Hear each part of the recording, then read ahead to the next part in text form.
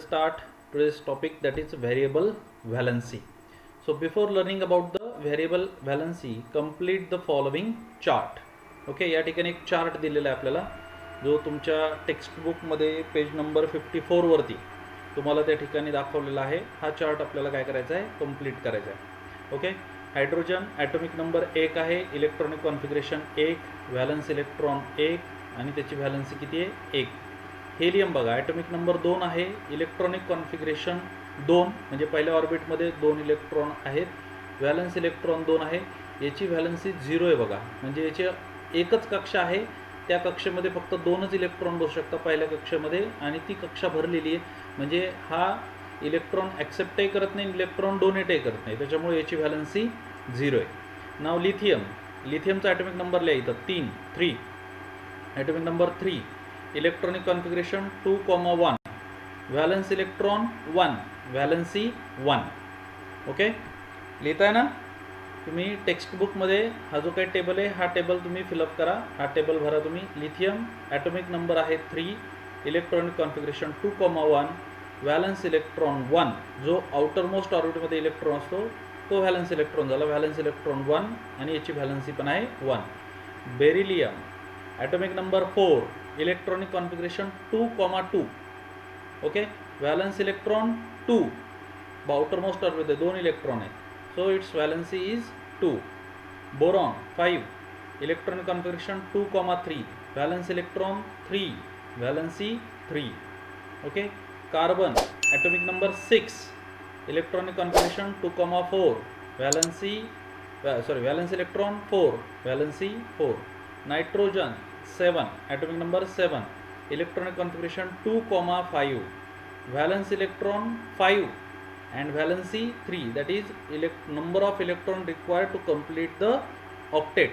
Octet complete करण्यासाठी किती electron आहेत, इथं आउटर मोस्ट ऑर्बिटमध्ये 5 इलेक्ट्रॉन आहेत, 2,5, म्हणजे याची व्हॅलन्सी 5 होणार नाही. तर ऑक्टेट कंप्लीट करण्यासाठी किती इलेक्ट्रॉनची आवश्यकता आहे, 3 इलेक्ट्रॉनची आवश्यकता आहे, त्याच्यामुळे त्याची valency 3.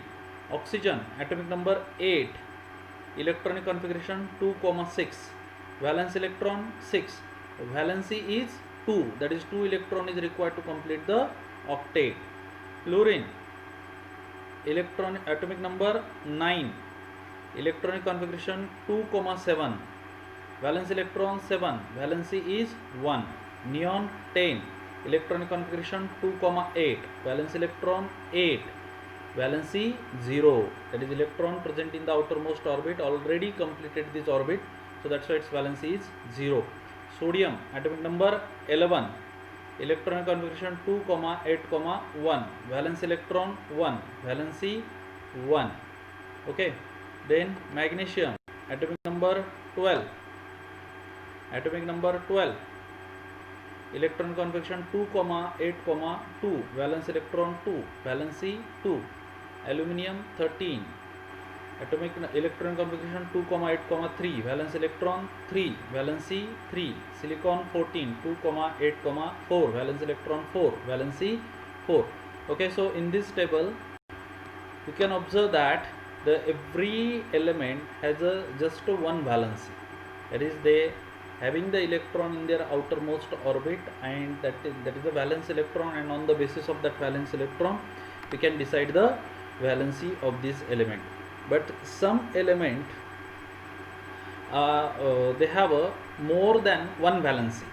Okay, so basically, when there is some elements that having the more than one valency, such a valencies are called as a variable valency. So under the different conditions, the atom of some elements give away or take up a different number of electrons. Okay, so all these elements that is shown here, all these elements, they donate or they accept a specific number of electron every time. Okay, so they are a monovalent, they have a just one valency. Okay, single valency आहे त्यांची, म्हणजे 1 असेल, 2 असेल, 3 असेल, 4 असेल, एकच valency आहे, त्यांची व्हॅलन्सी बदलत नाही. पण काही एलिमेंट असे असतात की जे वेगवेगळ्या कंडिशनमध्ये त्यांची व्हॅलन्सी बदलते. ओके, म्हणजे वेगवेगळ्या कंडिशनमध्ये त्यांची इलेक्ट्रॉन देण्याची किंवा इलेक्ट्रॉन घेण्याची जी क्षमता आहे ती बदलते, म्हणजे त्यांची जी व्हॅलन्सी असते ही 2 किंवा 2पेक्षा वेगळ्या व्हॅलन्सीज त्यांच्या असतात. In such a cases this elements exhibit more than one valency, त्यांना एकापेक्षा जास्त व्हॅलन्सी आहे. This property of element is called as a variable valency, त्याला व्हेरिएबल व्हॅलन्सी असं म्हणतात. फॉर एक्झाम्पल बघा, iron exhibit the variable valencies 2 and 3. Therefore, iron forms the two compounds with chlorine, that is FeCl2 and FeCl3. ओके, आयर्नची जी valency आहे ही काही कंडिशनमध्ये ही 2 आहे, म्हणजे आयर्न जो आहे तो 2 इलेक्ट्रॉन डोनेट करतो, काही कंडिशनमध्ये तो 3 इलेक्ट्रॉन डोनेट करतो. म्हणजे सिच्युएशननुसार तो कधी 2 इलेक्ट्रॉन डोनेट करतो, कधी 3 इलेक्ट्रॉन डोनेट करतो. त्याच्यामुळं आयर्नची जी व्हॅलन्सी आहे ती 1 नाही आहे, ती 2 आणि 3 अशा 2 वेगवेगळ्या व्हॅलन्सीज आहेत. त्याच्यामुळं आयर्नचं जर क्लोरीनसोबत कंपाऊंड जर बघितलं तर FeCl2 अँड FeCl3 असे 2 कंपाऊंड त्याचे क्लोरीनसोबत झालेले दिसतात.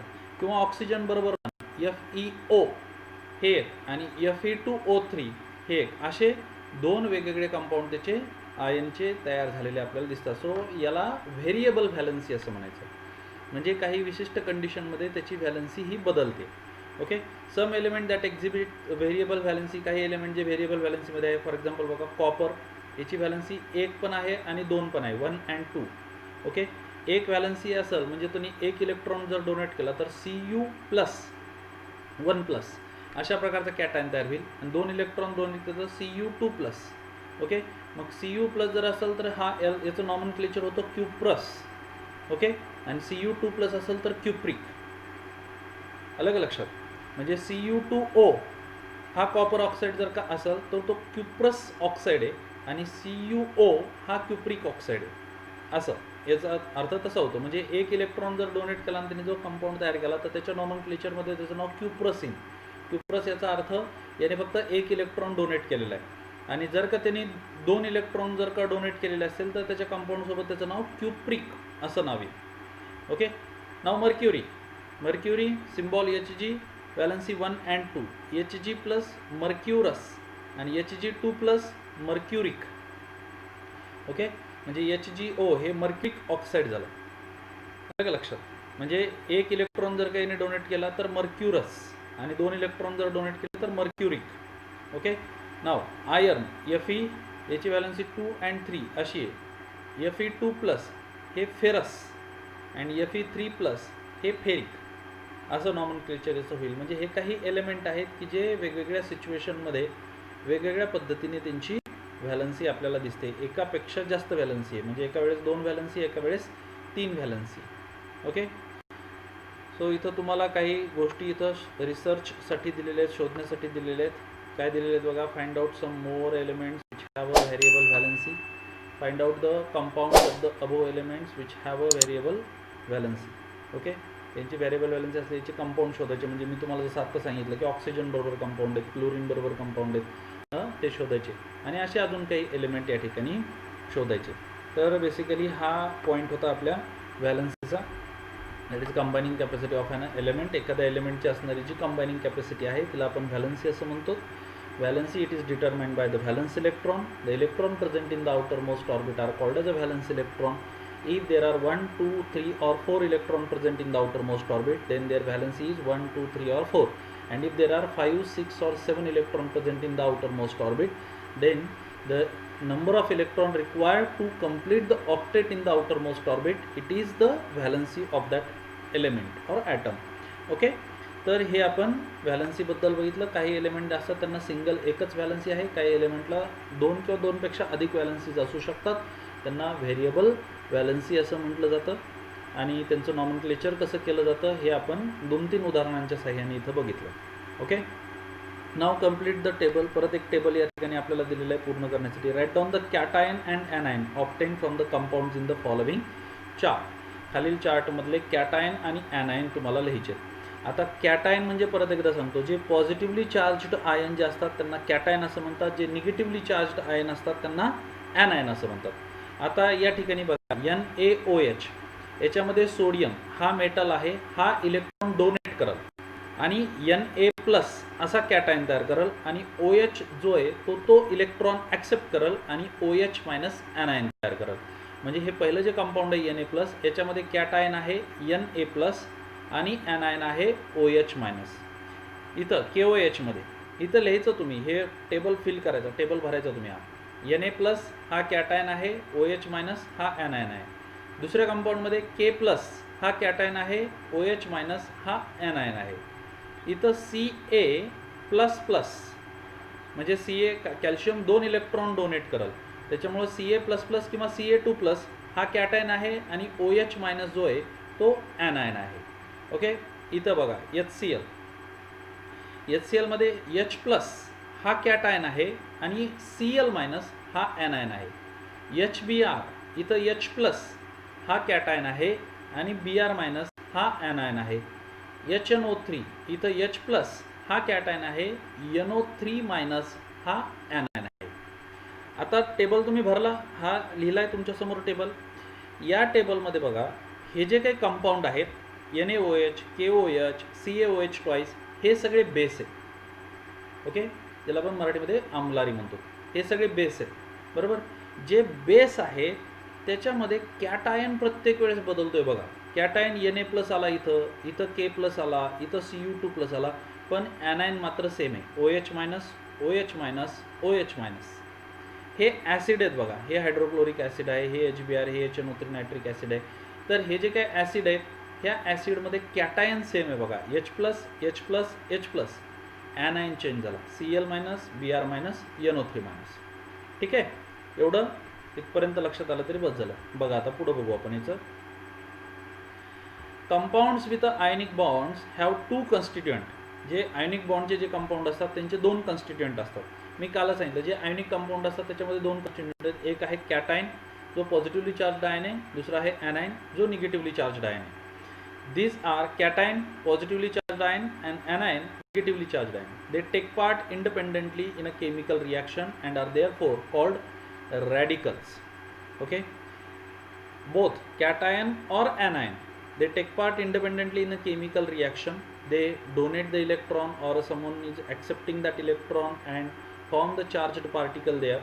Okay, so these are called as a radicals. म्हणजे या ठिकाणी Na प्लस हा रॅडिकल आहे, OH मायनस हाही रॅडिकल आहे, H प्लस हा रॅडिकल आहे, Cl मायनस हाही रॅडिकल आहे. म्हणजे असे कॅटायन आणि ॲनायन जे यांना रॅडिकल असं म्हणतात. It is seen from the above chart that the different bases such as NaOH, KOH are formed when the various cationic radicals are paired with the different anionic radical hydroxide. Okay, जे base आहेत त्याच्यामध्ये वेगवेगळे cationic radical जे आहेत, म्हणजे Na plus असन, K plus असन, Cu2 plus असन, Mg2 प्लस असल, Al3 प्लस असल, असे जे कॅटायनिक रॅडिकल आहेत म्हणजे पॉझिटिव्हली चार्ज जे रॅडिकल आहेत, they are paired with the anionic radical OH minus. ते सगळे OH मायनस सोबत पेअर झालेले कशामध्ये, बेसमध्ये. ओके, हे OH मायनसला हायड्रॉक्साईड रॅडिकल किंवा हायड्रॉक्साईड आयन असं म्हटलं जातं. Okay, hence the cationic radicals are also called as a basic radical.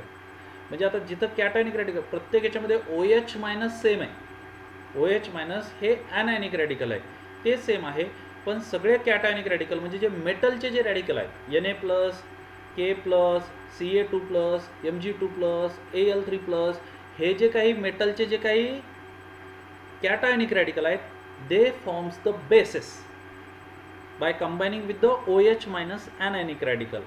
So metallic radicals are basic in nature किंवा cationic radicals are basic in nature.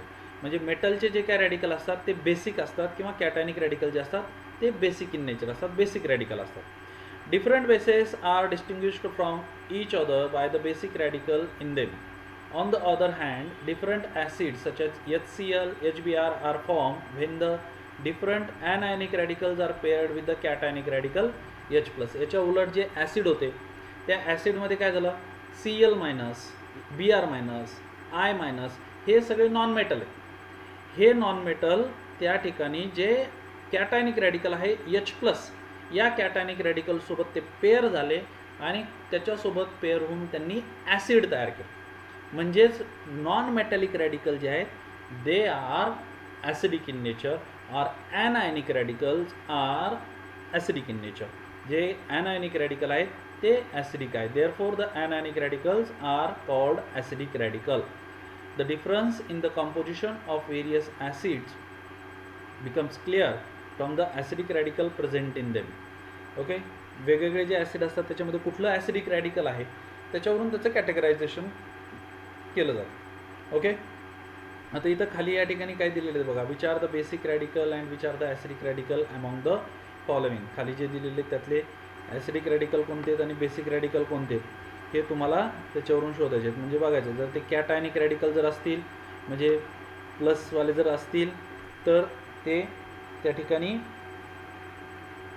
Basic radical आहेत. कॅटायनिक radical हे basic radical आहेत आणि ॲनायनिक radical म्हणजे negatively charged जे आहेत ते acidic radical आहेत. आता Ag+ जे आहे हा बेसिक रॅडिकल असेल, Cu2+ basic radical, Cl- acidic radical, I- acidic radical, SO4 acidic radical, Fe3+ basic radical, Ca2+ basic radical. असं जे पॉझिटिव्हली चार्जड आहेत ते बेसिक रॅडिकल, जे निगेटिव्हली चार्जड आहेत ते acidic radical. Generally, basic radicals are formed by removal of electron from the atom of metals such as Na+, Cu2+. म्हणजे एखाद्या ॲटमने किंवा एखाद्या मेटलने इलेक्ट्रॉन डोनेट केला आणि बेसिक रॅडिकल तयार केले.